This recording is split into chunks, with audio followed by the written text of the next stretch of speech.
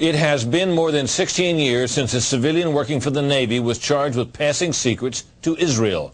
Jonathan Pollard pled guilty to conspiracy to commit espionage and is serving a life sentence. At first, Israeli leaders claimed Pollard was part of a rogue operation, but later took responsibility for his work. Now, Fox News has learned some U.S. investigators believe that there are Israelis again very much engaged in spying in and on the U.S., who may have known things they didn't tell us before September 11th. Fox News correspondent Carl Cameron has details in the first of a four-part series. Since September 11th, more than 60 Israelis have been arrested or detained, either under the new Patriot anti-terrorism law or for immigration violations. A handful of active Israeli military were among those detained, according to investigators, who say some of the detainees also failed polygraph questions when asked about alleged surveillance activities against and in the United States. There is no indication that the Israelis were involved in the 9/11 attacks, but investigators suspect that the Israelis may have gathered intelligence about the attacks in advance and not shared it. A highly placed investigator said there are, quote, tie-ins, but when asked for details, he flatly refused to describe them, saying, quote, evidence linking these Israelis to 9/11 is classified. I cannot tell you about evidence that has been gathered. It's classified information. Fox News has learned that one group of Israelis, spotted in North Carolina recently, is suspected of keeping an apartment in California to spy on a group of Arabs who the United States is also investigating for links to terrorism. Numerous classified documents obtained by Fox News indicate that even prior to September 11th, as many as 140 other Israelis had been detained or arrested in a secretive and sprawling investigation into suspected espionage by Israelis in the United States. Investigators from numerous government agencies are part of a working group that's been compiling evidence since the mid-90s. These documents detail hundreds of incidents in cities and towns across the country that investigators say, quote, may well be an organized intelligence gathering activity. The first part of the investigation focuses on Israelis who say they are art students from the University of Jerusalem and Bezalel Academy. They repeatedly made contact with U.S. government personnel, the report says, by saying they wanted to sell cheap art or handiwork. Documents say they, quote, targeted and penetrated military bases, the DEA, FBI, and dozens of other government facilities, and even secret offices and unlisted private homes of law enforcement and intelligence personnel. The majority of those questioned, quote, stated they served in military intelligence, electronic surveillance intercept, and or explosive ordnance units. Another part of the investigation has resulted in the detention and arrests of dozens of Israelis at American Mall kiosks, where they've been selling toys called Puzzle Car and Zoomcopter. Investigators suspect a front. Shortly after the New York Times and Washington Post reported the Israeli detentions last month, the carts began vanishing. Zoomcopter's webpage says, we are aware of the situation caused by thousands of mall carts being closed at the last minute. This in no way reflects the quality of the toy or its saleability. The problem lies in the operator's business policies. Why would Israelis spy in and on the U.S.? A General Accounting Office investigation referred to Israel as Country A and said, quote, according to a U.S. intelligence agency, the government of Country A conducts the most aggressive espionage operation against the U.S. of any U.S. ally. A defense intelligence report said Israel has a voracious appetite for information and, quote, the Israelis are motivated by strong survival instincts which dictate every facet of their political and economic policies. It aggressively collects military and industrial technology, and the U.S. is a high priority target. The document concludes, quote, Israel possesses the resources and technical capability to achieve its collection objectives. A spokesman for the the Israeli embassy here in Washington issued a categorical denial, saying any suggestion that Israelis are spying in or on the U.S. is, quote, simply not true. There are other things to consider, and in the days ahead, we will take a look at the U.S. phone system and law enforcement's methods for wiretaps, and an investigation into the possibility that both have been compromised by our friends and allies overseas. Brett? Carl, what about this question of advanced knowledge of what was going to happen on 9/11? How clear are investigators that some Israeli agents may have known something? Well, it's very explosive information, obviously, and there's a great deal of evidence that they say they have collected, none of it necessarily conclusive. It's more when they put it all together. A bigger question, they say, is how could they not have known? Almost a direct quote, Brett. Yeah, this going to the fact that they were spying on some Arabs, right? Correct. All right, Carl, thanks very much. We reported on the approximately 60 Israelis who had been detained in connection with the September 11th terrorism investigation. Carl Cameron reported that U.S. investigators suspect that some of these Israelis were spying on Arabs in this country and may have turned up information on the planned terrorist attacks back in September that was not passed on. Tonight, in the second of 4 reports on spying by Israelis in the U.S., we learn about an Israeli-based private communications company for whom a half dozen of those 60 detained suspects worked. American investigators fear information generated by this firm may have fallen into the wrong hands and had the effect of impeding the September 11th terror inquiry. Here's Carl Cameron's second report. Fox News has learned that some American terrorism investigators fear certain suspects in the September 11th attacks may have managed to stay ahead of them by knowing who and when investigators are calling on the telephone. How? By obtaining and analyzing data that's generated every time someone in the U.S. makes a phone call. One sitting in state, please. Here's how the system works. Most directory assistance calls and virtually all call records and billing in the U.S. are done for the phone companies by Amdocs Limited, an Israeli-based private telecommunications company. Amdocs has contracts with the 25 biggest phone companies in America and more worldwide. The White House and other secure government phone lines are protected, but it is virtually impossible to make a call on normal phones without generating an Amdocs record of it. In recent years, the FBI and other government agencies have investigated Amdocs more than once. The firm has repeatedly and adamantly denied any security breaches or wrongdoing. But sources tell Fox News that in 1999, the super-secret National Security Agency, headquartered in northern Maryland, issued what's called a top-secret, sensitive, compartmentalized information report, TSSCI, warning that records of calls in the United States were getting into foreign hands, in Israel in particular.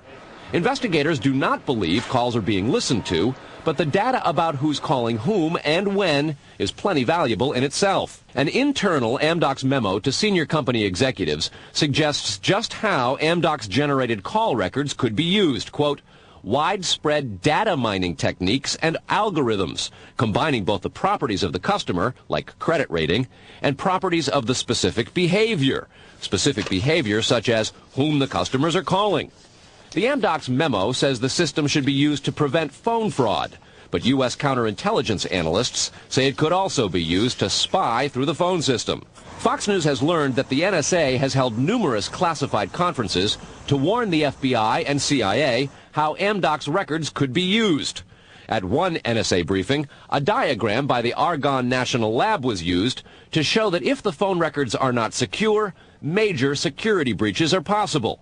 Another briefing document said, quote, it has become increasingly apparent that systems and networks are vulnerable. Such crimes always involve unauthorized persons or persons who exceed their authorization, acting on exploitable vulnerabilities. Those vulnerabilities are growing because, according to another briefing, the U.S. relies too much on foreign companies like Amdocs for high-tech equipment and software. Quote, many factors have led to increased dependence on code developed overseas. We buy rather than train or develop solutions. U.S. intelligence does not believe the Israeli government is involved in a misuse of Amdocs information, and Amdocs insists that its data is secure. What U.S. government officials are worried about, however, is the possibility that Amdocs data could get into the wrong hands, particularly organized crime, and that would not be the first time that such a thing has happened. Fox News has documents of a 1997 drug trafficking case in Los Angeles in which telephone information, the types that Amdocs collects, was used to, quote, completely compromise the communications of the FBI, the Secret Service, the DEA, and the LAPD. And we'll have that and a lot more in the days ahead, Brett. Carl, I want to take you back to your report last night on those 60 people who were Israelis who were detained in the anti-terror investigation, and the suspicion that some investigators have that they may have picked up information on the 9/11 attacks ahead of time, not passed it on. There was a report, you'll recall, that the Mossad, the Israeli intelligence agency, did indeed send representatives to the U.S. to warn just before 9/11 that a major terrorist attack was imminent. Why does that not? How does that leave room for the lack of a warning? Well, I remember the report, Britt. We did it first internationally right here on your show on the 14th. What investigators are saying is that that warning from the Mossad was nonspecific and general, and they believe that it may have had something to do with the desire to protect what are called sources and methods in the intelligence community. The suspicion being perhaps those sources and methods were taking place right here in the United States. The question came up in the Select Intelligence Committee on Capitol Hill today. They intend to look into what we reported last night, and specifically that possibility. Brett? So, in other words, the problem wasn't the lack of a warning. The problem was lack of useful details. Quantity of information. All right, Carl, thanks very much. Coming up next, Israeli-based company called Amdocs that generates the computerized records and billing data for nearly every phone call made in America. As Carl Cameron reported, U.S. investigators digging into the 9/11 terrorist attacks fear that suspects may have been tipped off to what they were doing by information leaking out of Amdocs. In tonight's report, we learned that the concern about phone security extends to another company founded in Israel that provides the technology that the U.S. government uses for electronic eavesdropping. Here is Carl Cameron's third report. The company is Comverse Infosys, a subsidiary of an Israeli-run private telecommunications firm with offices throughout the U.S. It provides wiretapping equipment for law enforcement. Here's how wiretapping works in the U.S. Every time you make a call, it passes through the nation's elaborate network of switchers and routers run by the phone companies. Custom computers and software made by companies like Comverse are tied into that network to intercept, record, and store the wiretapped calls, and at the same time transmit them to investigators. The manufacturers have continuing access to the computers so they can service them and keep them free of glitches. This process was authorized by the 1994 Communications Assistance for Law Enforcement Act, or CALEA. Senior government officials have now told Fox News that while CALEA made wiretapping easier, it has led to a system that is seriously vulnerable to compromise and may have undermined the whole wiretapping system. Indeed, Fox News has learned that Attorney General John Ashcroft and FBI Director Robert Mueller were both warned October 18th in a hand-delivered letter from 15 local, state, and federal law enforcement officials who complained that, quote, law enforcement's current electronic surveillance capabilities are less effective today than they were at the time CALEA was enacted. Comverse insists the equipment it installs is secure, but the complaint about this system is that the wiretap computer programs made by Comverse have in effect a back door through which wiretaps themselves can be intercepted by unauthorized parties. Adding to the suspicions is the fact that in Israel, Comverse works closely with the Israeli government and under special programs gets reimbursed for up to 50% of its research and development costs by the Israeli Ministry of Industry and Trade. But investigators within the DEA, INS, and FBI have all told Fox News that to pursue or even suggest Israeli spying through Comverse is considered career suicide. And sources say that while various FBI inquiries into Comverse have been conducted over the years, they've been halted before the actual equipment has ever been thoroughly tested for leaks. A 1999 FCC document indicates several government agencies expressed deep concerns that too many unauthorized, non-law enforcement personnel can access the wiretap system. And the FBI's own nondescript office in Chantilly, Virginia, that actually oversees the CALEA wiretapping program, is among the most agitated about the threat. But there is a bitter turf war internally at FBI. It is the FBI's office in Quantico, Virginia, that has jurisdiction over awarding contracts and buying intercept equipment. And for years, they've thrown much of the business to Comverse.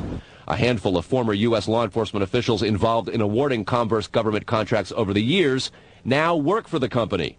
Numerous sources say some of those individuals were asked to leave government service under what knowledgeable sources call troublesome circumstances that remain under administrative review within the Justice Department. And what troubles investigators most, particularly in New York in the counterterrorism investigation of the World Trade Center attack, is that on a number of cases, suspects that they had sought to wiretap and surveil immediately changed their telecommunications processes. They started acting much differently as soon as those supposedly secret wiretaps went into place. Brett? Carl, is there any reason to suspect in this instance that the Israeli government is involved? No, there's not, but there are growing instincts and an awful lot of law enforcement officials in a variety of agencies who suspect that and have begun compiling evidence and a highly classified investigation into precisely that possibility. Brett? All right, Carl, thanks very much. On a long-standing government espionage investigation, federal officials this year have arrested or detained nearly 200 Israeli citizens suspected of belonging to a, quote, organized intelligence gathering operation. The Bush administration has deported most of those arrested after September 11th, although some are in custody under the new anti-terrorism law. Cameron also described an investigation into the possibility that an Israeli firm generated billing data that could be used for intelligence purposes, and described concerns that the federal government's own wiretapping system may be vulnerable. Tonight, in part 4 of the series, we'll learn about the improbable roots of the probe, a drug case that went bad 4 years ago in L.A. Los Angeles, 1997. A major local, state, and federal drug investigation sours. The suspects? Israeli organized crime, with operations in New York, Miami, Las Vegas, Canada, Israel, and Egypt. The allegations? Cocaine and ecstasy trafficking and sophisticated white-collar credit card and computer fraud. The problem? According to classified law enforcement documents obtained by Fox News, the bad guys had the cops' beepers, cell phones, even home phones under surveillance. Some who did get caught admitted to having hundreds of numbers and using them to avoid arrest. Quote, this compromised law enforcement communications between LAPD detectives and other assigned law enforcement officers working various aspects of the case. The organization discovered communications between Organized Crime Intelligence Division detectives, the FBI, and the Secret Service. Shock spread from the DEA to the FBI in Washington and then the CIA.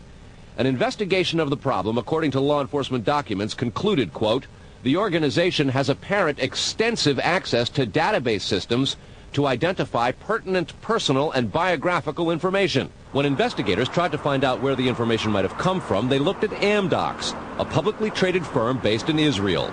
Amdocs generates billing data for virtually every call in America, and they do credit checks. The company denies any leaks, but investigators still fear that the firm's data is getting into the wrong hands. When investigators checked their own wiretapping system for leaks, they grew concerned about potential vulnerabilities in the computers that intercept, record, and store the wiretapped calls. A main contractor is Comverse Infosys, which works closely with the Israeli government and under a special grant program is reimbursed for up to 50% of its research and development costs by Israel's Ministry of Industry and Trade. Asked this week about another sprawling investigation and the detention of 60 Israelis since September 11th, the Bush administration treated the questions like hot potatoes. I would just refer you to the Department of Justice with it. I'm not familiar with the report. I'm aware that some Israeli citizens have been detained. With respect to why they are being detained and the other aspects of your question, whether it's because they are in intelligence services or what they were doing, I will defer to the Department of Justice and the FBI to answer that. Beyond the 60 apprehended or detained and many deported since September 11th, another group of 140 Israeli individuals have been arrested and detained in this year in what government documents describe as, quote, an organized intelligence gathering operation designed to, quote, penetrate government facilities. Most of those individuals said they had served in the Israeli military, which is compulsory there, but they also had, most of them, intelligence expertise and either worked for Amdocs or other companies in Israel that specialize in wiretapping.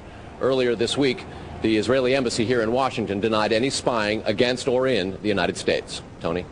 Carl, we've heard the comments from Ari Fleischer and Colin Powell. What are officials saying behind the scenes? Well, there's real pandemonium described at both the FBI, the DEA, and the INS. A lot of these problems have been well known to some investigators, many of whom have contributed to the reporting on this story.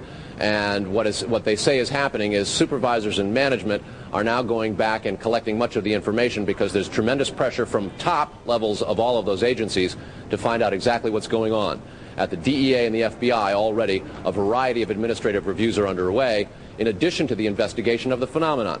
They want to find out how it is that all this has come out, as well as be very careful because of the explosive nature and very political ramifications of the story itself. Tony? All right, Carl, thanks.